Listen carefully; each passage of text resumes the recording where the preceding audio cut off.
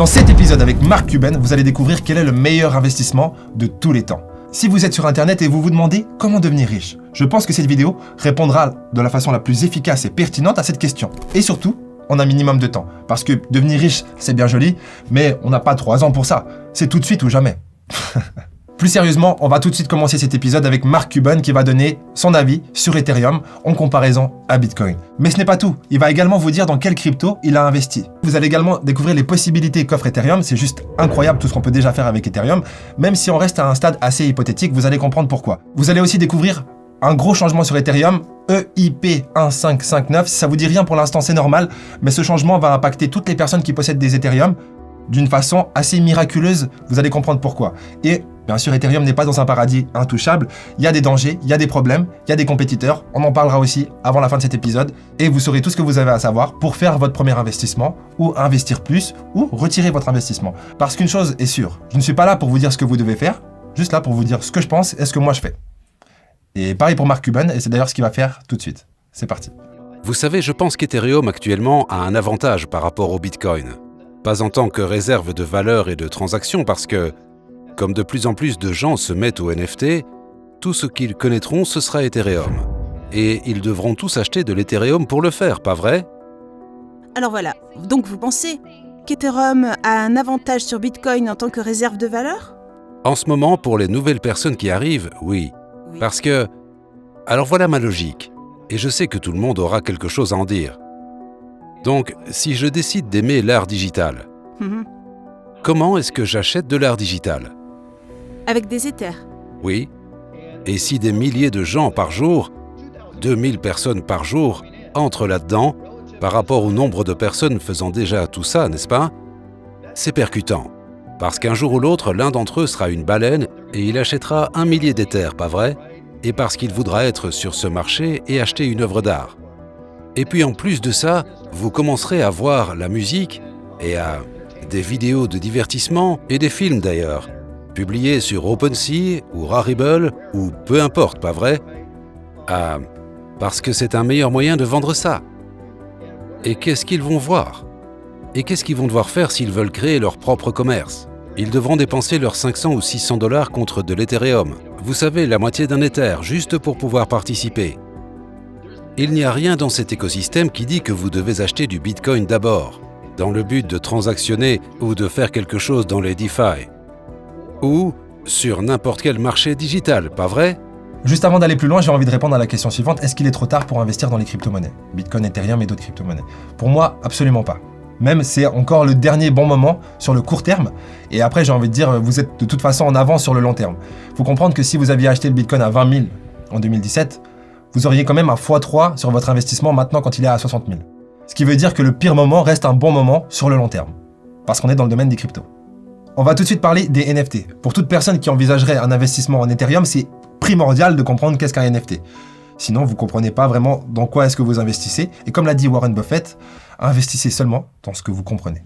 Vous allez tout de suite découvrir pourquoi les NFT sont une révolution dans la révolution. C'est juste extraordinaire ce qui est possible et ça va transformer Internet à jamais.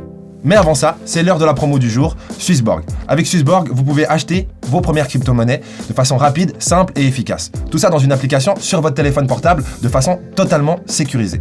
En plus, si vous utilisez le lien qui se trouve dans la description, vous aurez un ticket à gratter d'une valeur de 1 € à 100 € en Bitcoin directement sur la plateforme Swissborg. Bien sûr, pour avoir accès au ticket à gratter, il faudra déposer sur la plateforme Swissborg minimum 50 €.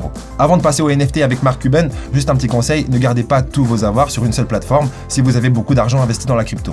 Diversifiez les plateformes, diversifiez le risque. Idéalement, achetez un Ledger Nano, le lien est dans la description. Oui, je sais, on a le cœur sur la main. On passe à la suite avec Mark Cuban. La plupart des gens en ce moment tombent dans 2 catégories. Réserve de valeur, j'aimerais faire de l'argent.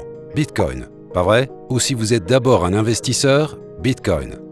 Mais n'importe qui d'autre, les collectionneurs, pourquoi achèteraient-ils du Bitcoin? Malgré tous ces tracas, une fois que vous saisissez le concept, c'est moins compliqué que d'aller le faire avec la banque. Oui. Et lorsque de plus en plus de gens réalisent ça, alors on commence à voir la ruée.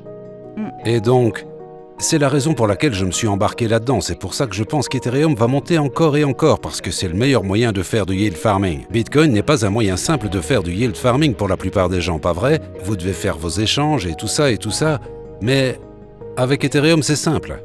Et vous savez, ça devient la monnaie pour tous vos échanges, ou pour la plupart des échanges, pas vrai? Et ça devient la monnaie pour beaucoup de smart contracts. Et donc, les gens sont en train de voir ça, et comme de plus en plus de monde arrive, je pense que c'est la raison pour laquelle vous savez qu'il a fait sa place pour être une réserve de valeur. Et l'algorithme qui crée du scarcity, c'est un super outil de vente, c'est un super récit et c'est pas prêt de s'en aller. Et je peux voir l'argument pour les gens d'en ajouter dans leur trésorerie et d'en utiliser en tant qu'une alternative. Et c'est bien, mais vous savez, pour ceux, et ça c'est une partie du problème, pour ceux qui veulent faire du yield farming, essayez de passer à travers le processus de wrapper du Bitcoin, n'est-ce pas, pour faire des échanges. Vous devez espérer que les gens qui s'occupent derrière de tout ça font leur travail pour être sûr que ça suit derrière parfaitement. Et il y a un risque associé à ça. Et c'est juste complexe et difficile à faire. Pas dur à faire, mais il faut de la patience. Il n'y a pas de raison de wrapper du Bitcoin si vous pouvez directement le faire avec Ethereum. Ouais. Oui. Fin de l'histoire. Point. Fin de l'histoire. Oui. Quand j'ai commencé à jouer avec ça et que j'ai réalisé qu'il y avait cette indication qui disait pourcentage de revente, de sorte que quand je mets quelque chose en vente et qu'il est revendu, je touche un pourcentage, et c'est suivi à chaque fois que c'est vendu pour toujours, et je continuerai d'être payé pour une éternité, des milliards d'années. Ça a changé la donne. Oui. Ça change comment la musique, comment les vidéos, comment Internet fonctionnera pour toujours. Si vous êtes photographe professionnel, vous devriez mettre vos photos sur Mintable, sur Rarible ou sur OpenSea. Mais OpenSea ne prend pas encore en charge les séries. Et donc, j'utilise Mintable et Rarible. Mintable, mettez-les juste sur Mintable, il n'y a aucun coût avant que vous ne vendiez. Si j'étais un photographe professionnel, je mettrais toutes mes photos là-dessus en premier et pas sur Twitter. Et je laisserai les gens les acheter depuis là, ou je les enverrai là depuis Twitter, et de cette façon vous pouvez proposer une licence commerciale et chaque fois qu'il y a une vente, vous continuez d'être payé. Et c'est la même chose avec la musique ou les clips musicaux. Au lieu de les mettre sur YouTube, mettez-les là où vous pouvez les tokeniser et continuez d'être payé. C'est énorme, ça change tellement la donne que les industries traditionnelles qui vendent des biens digitaux ne l'ont pas encore reconnu. Oui, je sais, c'est peut-être pas facile pour certains d'entre vous, il y a beaucoup de choses qui sont dites comme ça, sans explication. Donc je vais vous donner les explications nécessaires. Ça veut dire quoi, wrapper du Bitcoin? Globalement, ça veut simplement dire que vos Bitcoins, vous les vendez contre une crypto-monnaie qui s'appelle Wrapped Bitcoin. Du coup, c'est plus officiellement des Bitcoins, c'est une crypto-monnaie qui traque la valeur du Bitcoin. Normalement, ce tracker doit suivre exactement le prix du Bitcoin, mais maintenant, ce Wrapped Bitcoin, vous pouvez l'utiliser sur la plateforme Ethereum pour gagner des intérêts en le stackant ou en mettant ce Wrapped Bitcoin dans une pool. Vous allez le mettre à un endroit bloqué pendant une période définie et en échange, vous allez gagner des intérêts journaliers. Ça s'appelle faire travailler son argent pour soi, au lieu de travailler pour l'argent. Ce qui est un concept super cool. Mais personnellement, moi, j'ai pas envie de vendre mes vrais bitcoins contre un truc qui traque le bitcoin. Du coup, si j'ai envie de profiter de ce qu'offre la finance décentralisée, le monde des DeFi, ce que je vais prendre des Ethereum plutôt et je vais simplement utiliser mes vrais Ethereum, je vais les stacker dans une pool ou dans une autre pour gagner des intérêts. Ce que je trouve beaucoup plus sensé pour deux raisons. La première raison, c'est que c'est plus simple et les gens gravitent toujours vers la simplicité. Et la deuxième raison, c'est simplement parce que la personne qui wrappe des bitcoins, en fin de compte, elle doit quand même faire confiance, comme l'a dit si bien Mark Cuban, à ce tracker qui traque le bitcoin. C'est beaucoup plus simple pour moi de faire confiance au bitcoin qu'à un tracker. Voilà pour la petite parenthèse en ce qui concerne les DeFi. Maintenant, la révolution, la nouvelle mode, la nouvelle tendance a lieu au niveau des NFT. Du coup, c'est aussi un nouveau monde qui se crée sur Ethereum. Qu'est-ce qu'un NFT? C'est un non-fungible token, c'est-à-dire que c'est un token qui est non fongible. Et qu'est-ce que ça veut dire? Si moi j'ai un bitcoin et que je vous l'échange contre un autre bitcoin, ça revient au même. Tandis que si j'ai un NFT et que je vous l'échange contre un autre NFT, c'est pas le même NFT. Et du coup, qu'est-ce que ça inclut concrètement? Ça inclut que n'importe quel objet, physique ou non physique, peut devenir un NFT. Et du coup, imaginez, vous êtes un dessinateur hors pair et vous faites un dessin magnifique, ou même un croquis tout pourri. Votre premier croquis qui a précédé un dessin magnifique. Vous vendez ce croquis. Sur OpenSea, vous allez sur Rarible, comme il l'a dit, ou Mintable, il y a aussi d'autres plateformes d'NFT. Vous allez sur cette plateforme, vous payez un petit peu d'Ether pour que votre NFT soit disponible sur cette plateforme, et maintenant, les gens peuvent l'acheter. Donc vous commencez par une mise aux enchères, et si la personne l'achète, vous gagnez donc le prix de la mise aux enchères. Puis à chaque fois que votre NFT se revendra de main en main, qu'est-ce qui va se passer? Vous allez gagner un pourcentage qui sera défini par personne d'autre que vous-même lors de la création du NFT. Bien sûr, vous allez me dire, mais oui, mais l'image que je vends, elle peut tout à fait être photographiée, prise en print screen et réutilisée par n'importe qui. Et moi je vous dirais absolument. Mais la valeur se trouve dans le certificat, comme pour n'importe quelle œuvre d'art. Donc c'est pas vraiment l'œuvre d'art qui coûte cher, c'est le code associé à cette œuvre d'art que vous avez uploadé sur n'importe quelle plateforme qui permet d'uploader des NFT. C'est cette certification que vous achetez. Quand vous achetez un tableau de Picasso, vous achetez surtout la certification qui prouve que c'est le tableau de Picasso. Et du coup maintenant, n'importe qui peut vendre n'importe quoi, et si ça prend, et s'il y a une tendance autour de quelque chose, ça peut aller très loin. La preuve en image. Par exemple, ce CryptoPunk, le 3100, vaut 4200 Ethereum. C'est plus de 7 millions de dollars. Je sais pas si vous vous rendez compte, mais bien sûr, c'est pas pour cette image que la personne a payé, c'est pour le concept en soi. Il a un code qui prouve qu'il est propriétaire de cette image, et du coup, maintenant, la spéculation, si elle continue, il pourra la revendre plus cher. Par contre, si la bulle des NFT explose, ce qui arrivera tôt ou tard, plutôt tôt que tard, à ce moment-là, bonne chance pour trouver un acheteur qui est prêt à mettre 7 millions pour une image qui, dans le fond, nous le savons tous, ne vaut rien. Mais tout vaut rien. En fin de compte, les humains sont des occultistes qui donnent de la valeur aux choses en s'y intéressant. C'est complexe.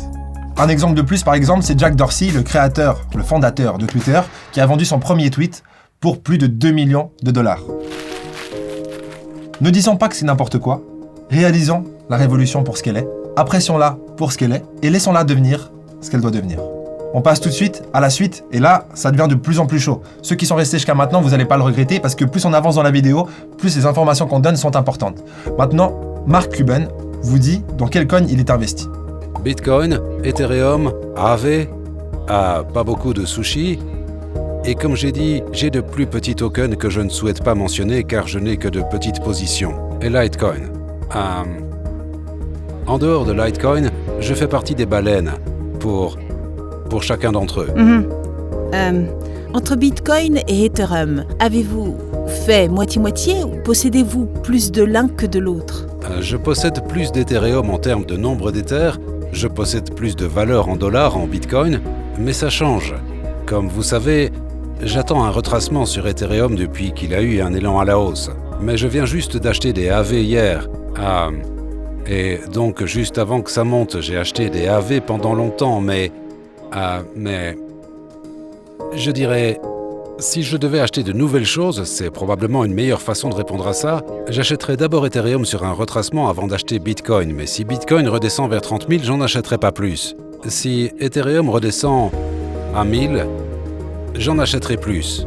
Et s'il le refait, j'en achèterai plus, pour les raisons dont on a discuté précisément. Ces raisons sont déjà énormes, mais ce n'est pas tout. Grâce à la modification qu'il va y avoir sur Ethereum, le EIP 1559, Ethereum risque bien de devenir anti-inflation. C'est-à-dire qu'il y aura de moins en moins d'Ethereum. Je vous explique en 2 mots parce que c'est plus ou moins technique et compliqué.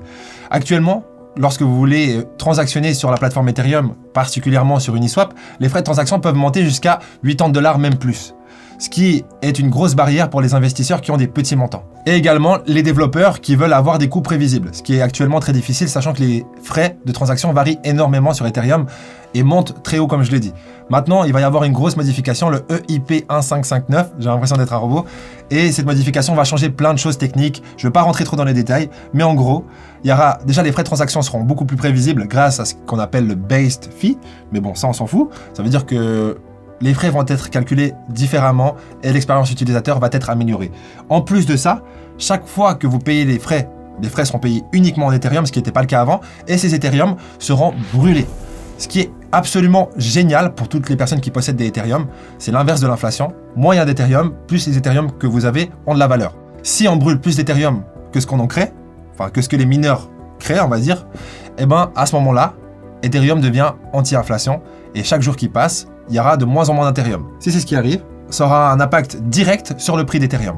Maintenant, au pire des cas, si les frais de transaction baissent énormément, ce qui n'est pas forcément prévu grâce à ce changement, eh ben, on minera quand même plus d'Ethereum que ce qu'on en brûlera, mais dans tous les cas, ça ralentira le rythme de l'inflation, ce qui reste excellent. Donc c'est pas garanti qu'Ethereum sera anti-inflation, ça dépend de combien d'Ethereum seront brûlés par jour, mais il y a de fortes chances que ça soit le cas.